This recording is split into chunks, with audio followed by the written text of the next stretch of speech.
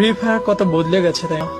আজকাল নতুন প্লেয়ারদের কাছে পুরানো কালেকশন থাকে, আর এক ছিল আমাদের সময় শুধু ফ্রিতে দেওয়া বান্ডিল ছাড়া কিছুই ছিল না। যখন বাকি তিনজন মিলে সাদা অ্যাডাম বান্ডিল পরা প্লেয়ারকে চেতাতে থাকতাম, শালা নিজেরাও নুব হতাম, কিন্তু অ্যাডামকে চেতানোর মজাই ছিল আলাদা। এক ঘরে বা টাওয়ারে বসে চারজনে মিলে একটা কিল করতাম, আর এনিমির একজন এসে আমাদের চারজনকেই মেরে দিত।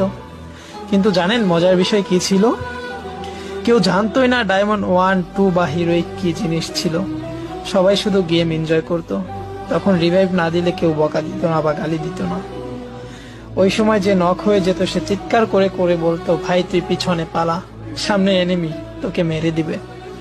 ম্যাচ হারার পরে কখনোই লবিতে এসে এই বিষয়ে ঝগড়া হতো না যে তোমার ভুল, ওর ভুল বা আমার ভুল ছিল। কারণ চারজন মিলে একজনকে মারলে সবার হৃদয় ভয়ে কাঁপতে থাকতো। জানেন